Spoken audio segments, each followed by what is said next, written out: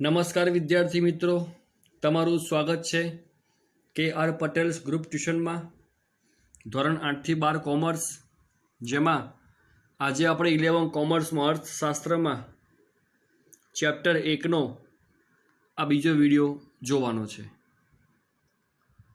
પહેલા વિડીયોમાં આપણે અર્થશાસ્ત્ર વિષય પ્રવેશ કર્યો, જેમાં પ્રસ્તાવના, એનો અર્થ સમજ્યા, પછી એડમ સ્મિથ, માર્શલ રોબિન્સની વ્યાખ્યા આપણે સમજ્યા, અને ત્યારબાદ આપણે આર્થિક પ્રવૃત્તિ અને બિન આર્થિક પ્રવૃત્તિ શું છે એ સમજ્યા, અને છેલ્લે આપણે સમજ્યા એકમલક્ષી અને સમગ્રલક્ષી અર્થશાસ્ત્ર શું છે.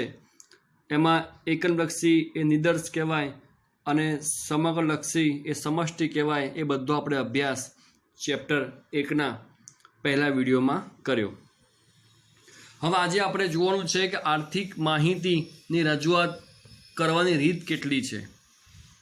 આપણે શીખ્યા આંકડાશાસ્ત્રમાં પ્રકરણ 1માં કે માહિતી આપણે પ્રાપ્ત કરીએ છીએ, માહિતી મેળવીએ છીએ, પ્રાથમિક માહિતી, ગૌણ માહિતી, પ્રત્યક્ષ, પરોક્ષ, એ બધું આપણે શીખ્યા. પણ એ માહિતી પ્રાપ્ત કર્યા પછી એની રજૂઆત કઈ રીતે કરી શકાય, એ માહિતીની રજૂઆત કરવાની રીત કેટલી છે, તો મુદ્દો છે આજનો આર્થિક માહિતીની રજૂઆત.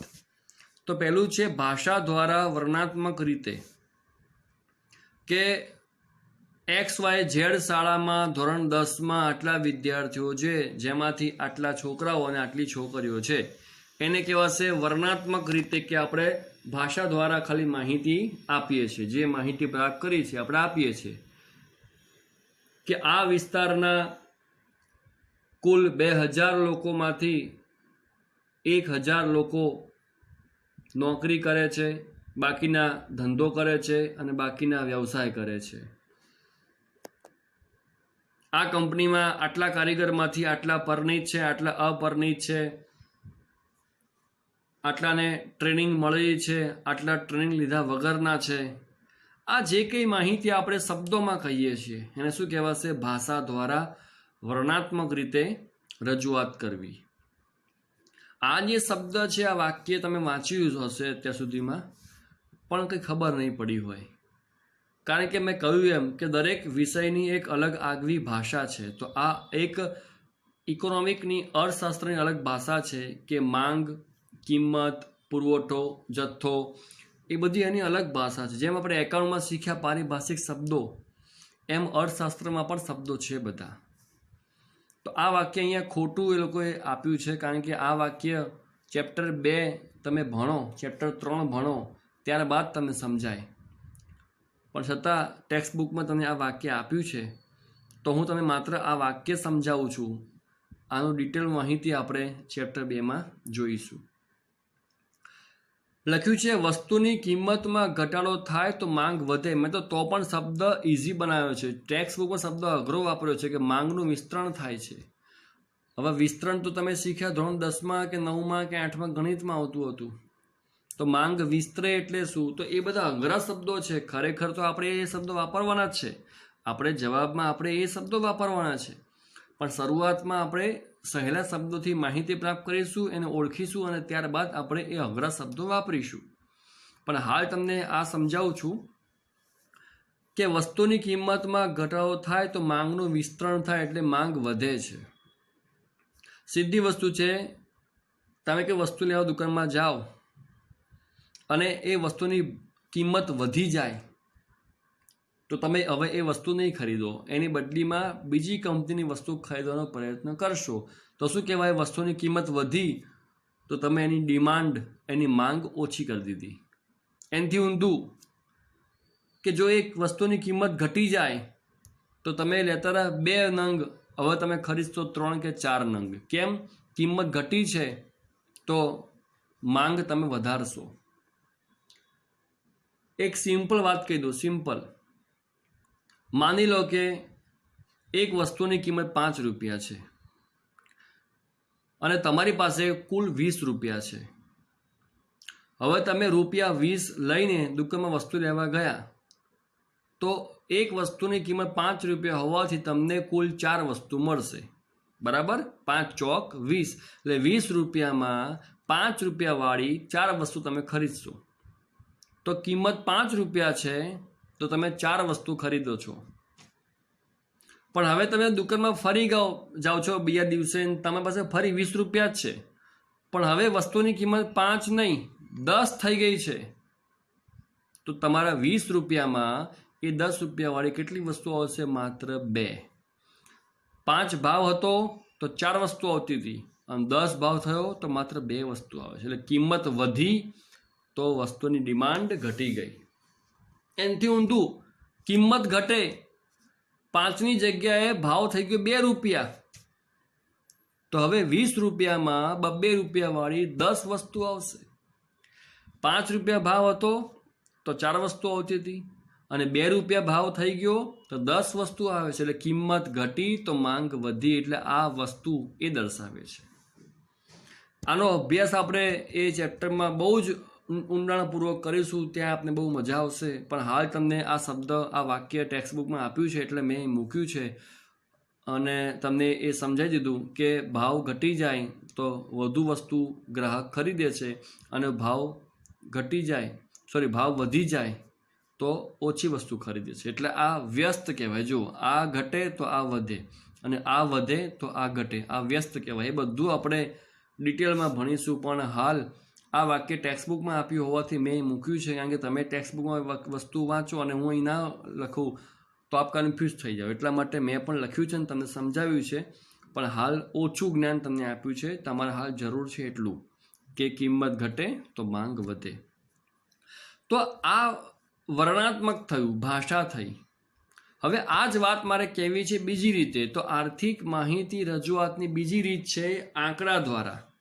આંકડા દ્વારા જુઓ, મેં અહીંયા બનાવ્યું છે એક, કે કિંમત અને માંગ. જો કોઈ વસ્તુની કિંમત 40 રૂપિયા હોય, તો ગ્રાહક 10 વસ્તુ ખરીદે છે.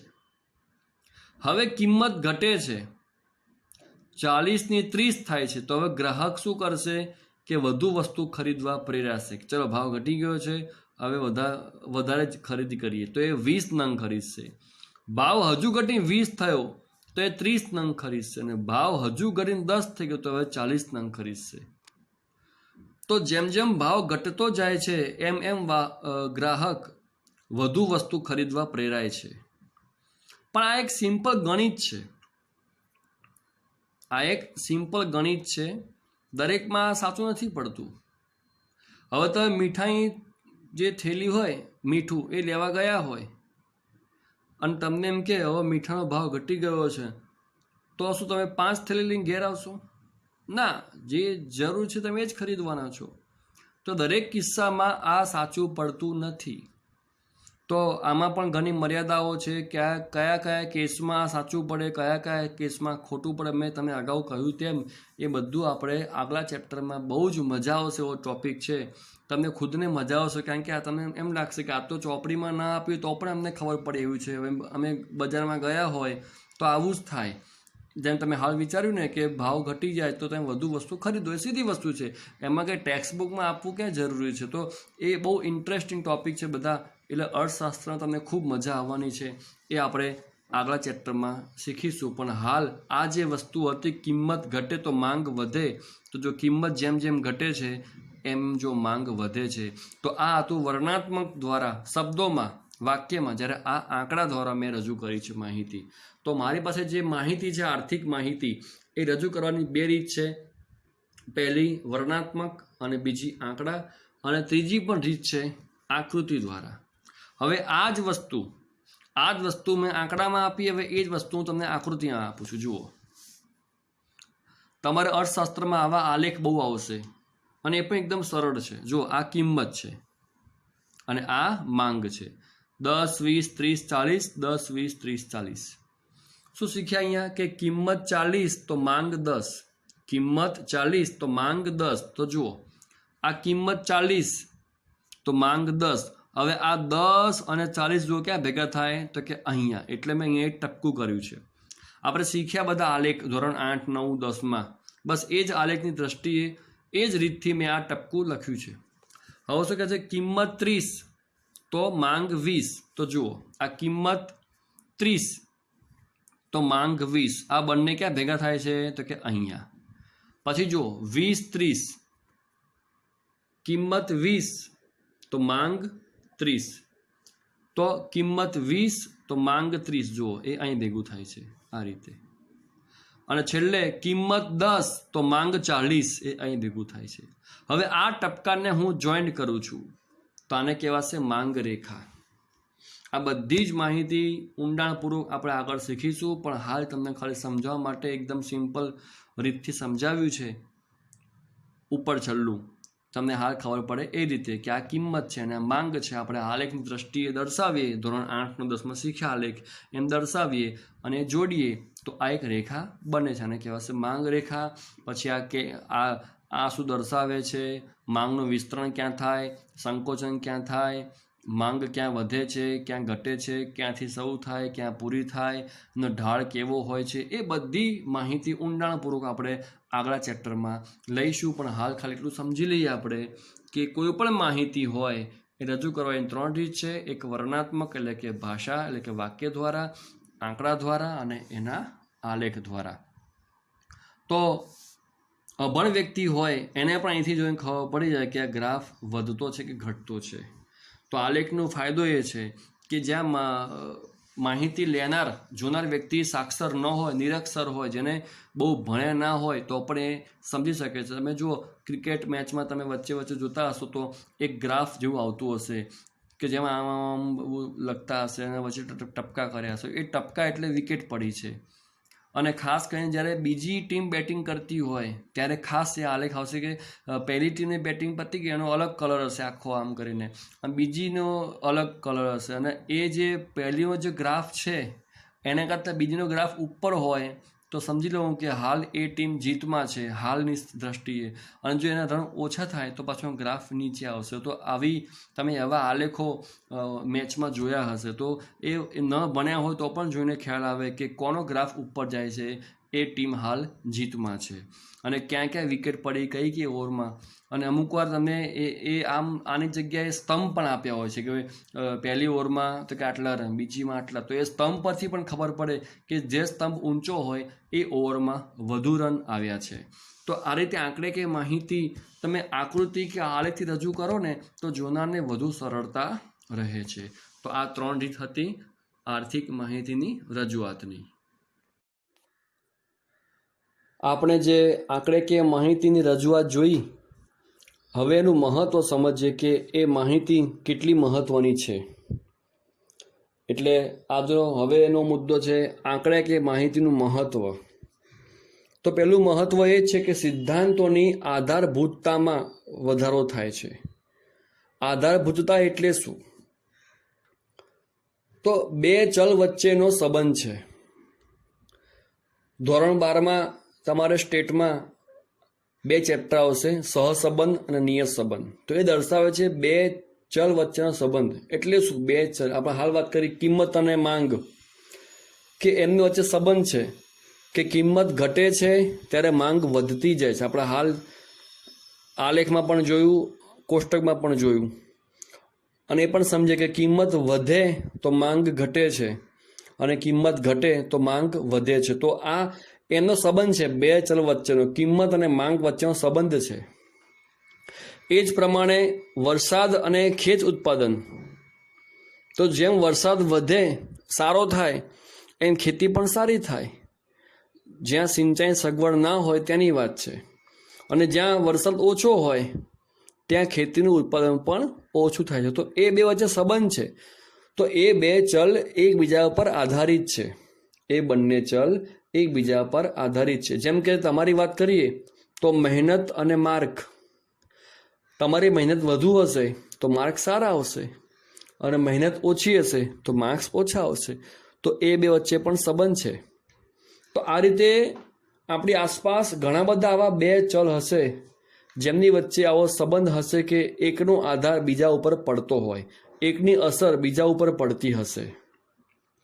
એ જ પ્રમાણે વરસાદ અને છત્રીનું વેચાણ.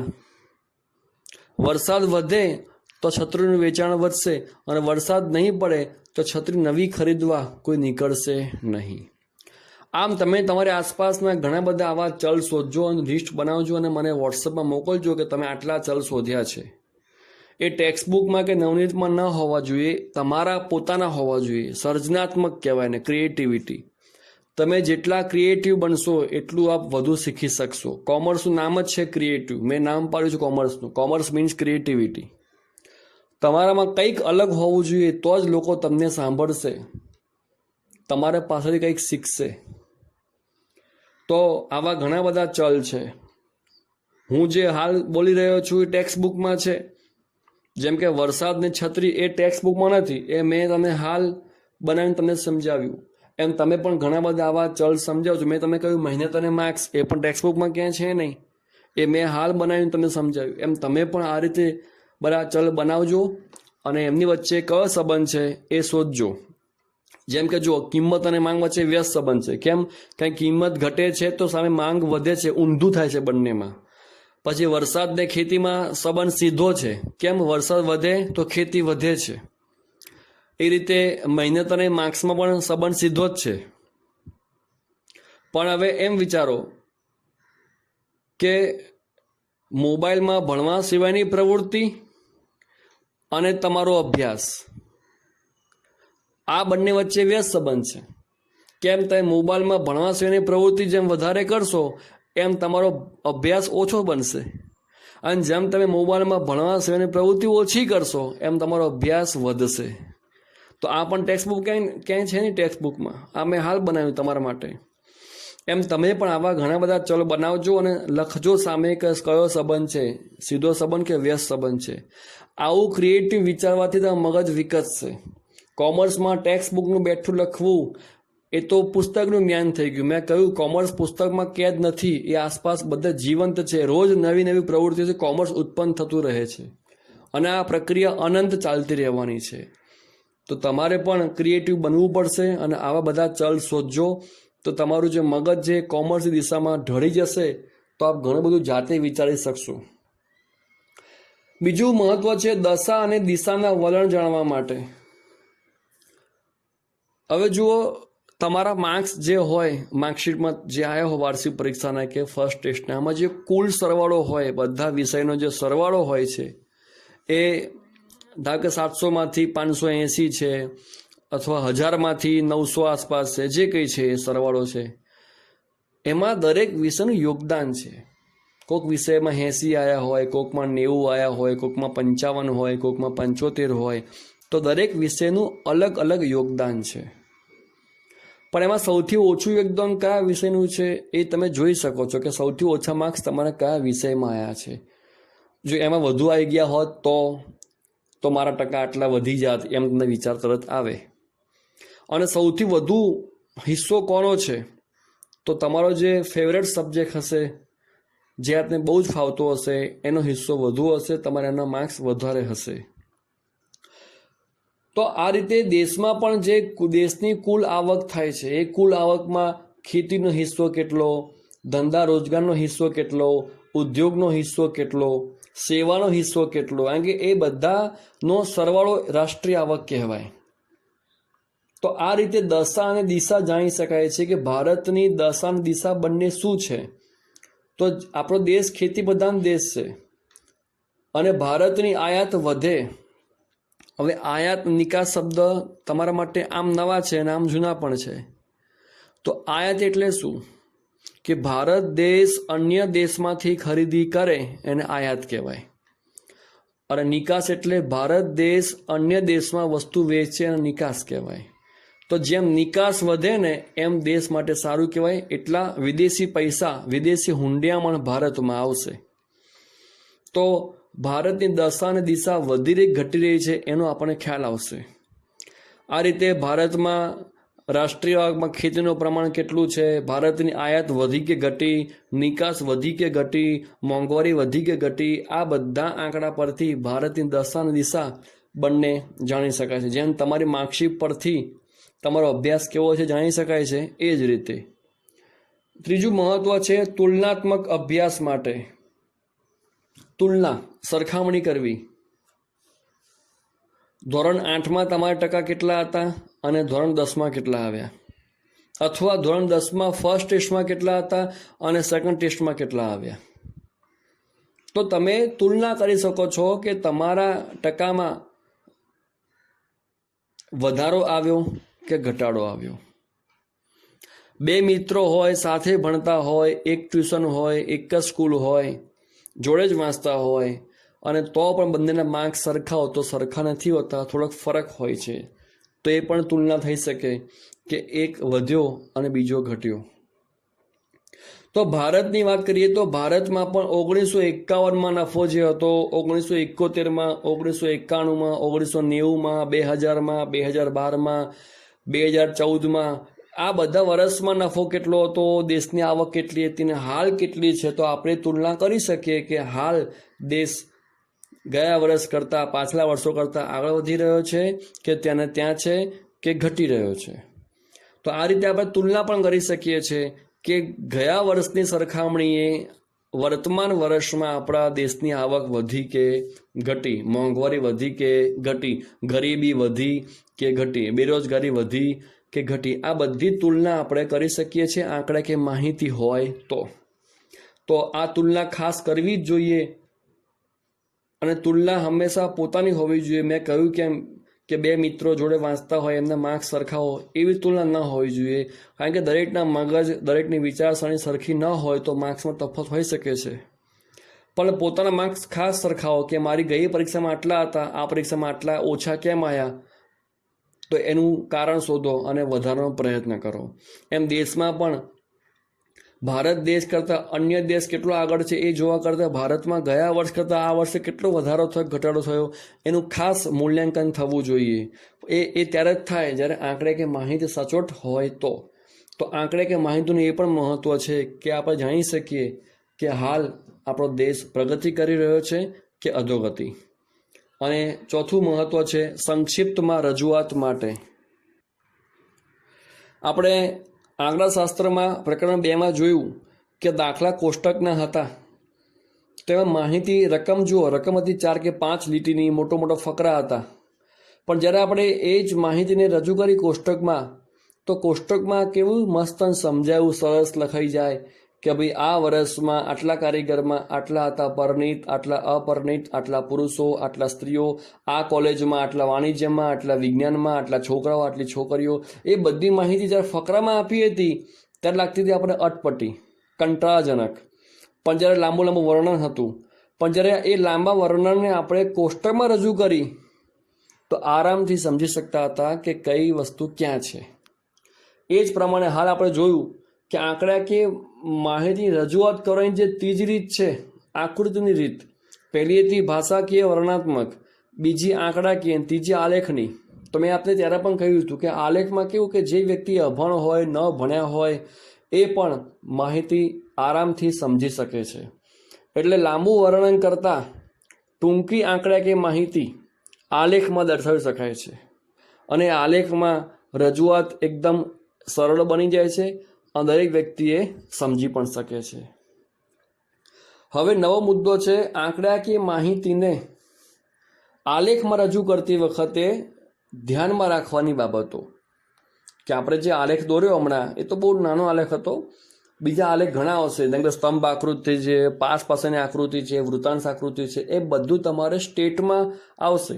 આંકડાશાસ્ત્રમાં પ્રકરણ 3માં કે આગળ પ્રકરણ 4માં તમારે આલેખ દોરવાના જ છે. પણ અહીંયા માત્ર માહિતી લેવાની છે કે એમાં શું હોય છે. તો એ આલેખ દોરતી વખત તમારે કઈ બાબતો ધ્યાનમાં રાખવાની છે.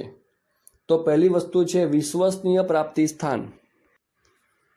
કે તમે જ્યાંથી માહિતી પ્રાપ્ત કરી છે એ કેટલી વિશ્વસનીય છે.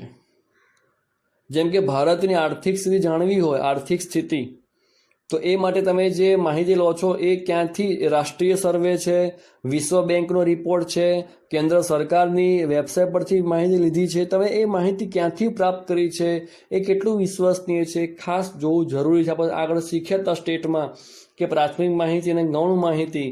પ્રાથમિકમાં જાતે આપણે તપાસ કરતા હોય એટલે વિશ્વસનીય છે, પણ ગૌણ માહિતી એ કોકે માહિતી મેળવી હોય, આપણે એની પાસેથી એ લઈએ તો એ માહિતી સાચી હોય, ખોટી હોય, જૂની હોઈ શકે છે. એટલે ગૌણ માહિતી વિશ્વસનીય ના પણ હોય. તો એ રીતે તમે અહીંયા જે માહિતી પ્રાપ્ત કરો છો, પહેલાં એ માહિતી વિશ્વસનીય નહીં હોય તો આલેખ ગમેલો સરળ કેમ નહીં દોર્યો હોય. એ દર્શાવશે ખોટી માહિતી. એટલે માહિતી સાચી હોવી ખૂબ જરૂરી છે. બીજું છે ચલ દર્શાવવાની રીત. તમે જુઓ કે આપણે આલેખમાં જુઓ મેં વાય અને એક્સ દોર્યો હતો. તમે વિડીયો રિવર્સ કરીને ચેક કરજો. એમાં લખ્યું હતું માંગ. એ જો એ આડી ધરી એક્સ પર હતો અને કિંમત ક્યાં હતી? ઊભી ધરી વાય પર હતો. તો આ કિંમત, ઉત્પાદન એ બધું પરતંત્ર ચલ કહેવાય. અને આ જે વાત કરી દેશ, વરસાદ, માંગ એ બધી સ્વતંત્ર ચલ કહેવાય. એટલે એ એક્સ ધરી ઉપર આવે. તમે રિવર્સ કરીને જોજો વિડીયો કે મેં આડી એક્સ ધરી ઉપર માંગ લખી છે અને ઊભી વાય ધરી ઉપર કિંમત લખી છે. તો આ રીતે કયા ધરી ઉપર કઈ વસ્તુ દર્શાવવી એ તમારે ખાસ સમજવાનું હોય છે અને કહેવાય છે ચલ દર્શાવવાની રીત. અને ત્રીજું છે સ્કેલ માપની પસંદગી કરવી. તમે જે આલેખ શીખ્યા ધોરણ 10માં 9માં, તમે ઉપર લખતા યાદ કરો, છેક ઉપર જમણા હાથે ખૂણા ઉપર કે 1 ઇંચ બરાબર 5 વિદ્યાર્થીઓ કે 1 ઇંચ બરાબર 10 કિલો કે તમે માહિતી લખતા હતા. તમે આજે મેં જે તમને આલેખ બતાવ્યો તમે એ પણ ચેક કરજો કે કિંમત જો 10, 20, 30, 40 હશે. મતલબ એક ખાનું બરાબર 10 રૂપિયા. એ 10, 20, 30 જો મેં લખ્યું એ 5, 10, 15, 20 તો શું કહેવાય? એક ખાનું બરાબર 5 રૂપિયા. તો એને સ્કેલ માપ કહેવાય કે તમે કયો સ્કેલમાં પસંદ કરો છો. હવે જો હાઈએસ્ટ 8 હોય તો એક જ લેવાય. 1, 2, 3, 4, 5, 6, 7, 8. પણ હાઈએસ્ટ જો 100 હોય તો 10 નો ગેપ લેવાય. 10, 20, 30. પણ જો હાઈએસ્ટ 160 હોય તો 20નો ગેપ લેવાય. 20, 40, 60, 80. તો તમે કયો સ્કેલમાં પસંદ કરો છો એ તમારે ખાસ જોવું પડશે. કારણ કે જો તમારે જે રજૂ કરવાની છે માહિતી, એ માહિતી વધુ કેટલી છે એના આધારે નક્કી થાય કે તમારે કયો સ્કેલ માપ લેવાનો છે. હવે જો હાઈએસ્ટ માહિતી 8 હોય અને તમે 5નો ગેપ લો, 5 ને 10, તો તમારે 2 જ લીટીમાં આલેખ પતી જાય. તો એ આલેખ યોગ્ય ન કહેવાય. તો એમ હાઈએસ્ટ માહિતી જે હોય એને આધારે એ ગેપ 1નો રાખો, 2નો, 5નો, 10નો, 20નો એ નક્કી થાય. એને શું કહેવાશે? સ્કેલ માપ. તો આ રીતે તમારે સ્કેલમાં પસંદ કરવાનું હોય છે. અને લાસ્ટ ટોપિક છે આકૃતિના પ્રકાર. તો એમાં સ્તંભ આકૃતિ તમે ટેક્સ્ટબુકમાં ચેક કરી શકો છો કે એકલા થાંભલા તમને આપ્યા હશે અલગ અલગ. 2 થાંભલા જોઈન્ટ નહીં હોય, વચ્ચે જો ગેપ હશે એટલે અલગ અલગ બિલ્ડિંગ હોય એવું લાગશે આપણને. તો એ અલગ થાંભલા હોય ને કહેવાય સ્તંભ આકૃતિ. પછી પાસે તમે ચેક કરજો કે બબ્બે સાથે ઊભા હશે. જોજો બબ્બે, 2 થાંભલા સાથે પછી ગેપ, ફરી 2 થાંભલા પછી ગેપ. તો એ પાસેની સ્તંભ આકૃતિ કહેવાય કે 2 સ્તંભ પાસે હોય છે. ત્રીજું વૃત્તાંશ એટલે એ ગોળ હોય છે જેમાં આપણે ખૂણાના આધારે ભાગ પાડવાનો હોય છે. આ બધું દોરતા આપણે સ્ટેટમાં શીખવાનું છે. આપણે સ્ટેટમાં આ બધું શીખવાનું આવવાનું છે. પણ અહીંયા માત્ર માહિતી તમને આપી છે. તમે આ આલેખ ટેક્સ્ટબુકમાં ખાસ ચેક કરી લેજો કે એમાં કઈ રીતનું હોય છે. બાકી તમે દોરવાના નથી, દોરજો આપણે સ્ટેટમાં. તો અહીં તમારો ઇકોનો પહેલો પાઠ પૂરો થાય છે. અને આ પાઠમાં મેં કહ્યું એમ એ વિષય પ્રવેશ હોવાથી એમાં કયા શબ્દો આવવાના છે, એનું શું મહત્ત્વ છે, આ વિષયમાં શું આવવાનું છે, એ બધું આપણે સમજ્યા છે. પણ પાઠ 2થી તમને એમાં એક અલગ જ મજા આવશે. તો અહીંયા આપણે BA, એકાઉન્ટ, સ્ટેટ અને ઇકો એ ચારેય વિષયનો એક લેક્ચર આવી ગયો. એટલે એક પાઠ આપણે શીખી ગયા છે. સ્ટેટમાં 2 પ્રકરણ ચાલી ગયા આપણા, એકમમાં 2 પ્રકરણ ચાલી ગયા. પણ ટૂંકમાં બધા વિષય શરૂ થઈ ગયા છે અને દરેક વિષયમાં શું આવે એની માહિતી આપણે પ્રાપ્ત કરી લીધી છે. હવે જે તે વિષયમાં જે ચેપ્ટર આવશે એમાં પ્રાથમિક માહિતી આપણે પ્રાપ્ત કરી છે, થિયરી સમજી ગયા છો અને હવે તમને એ આગળ ભણવામાં ખૂબ મજા આવશે. મેં આગળ વાત કરી હતી એમ કે હંમેશા શરૂઆતના લેક્ચરમાં ખાલી માહિતી હોય તો એ થોડીક કંટાળાજનક બને. છતાં કંટાળો ના આવે એવો મેં પૂરતો પ્રયત્ન કરી આપને એકદમ સરળ ભાષામાં સમજાવવાનો પ્રયત્ન કર્યો છે. તો ચોક્કસ આપને મજા આવી હશે. તો એ હવે થિયરી પૂરી થાય છે. હવે દરેક વિષયમાં તમને ખૂબ મજા આવશે એવા ચેપ્ટર્સ તમારે ભણવાના છે. આવજો.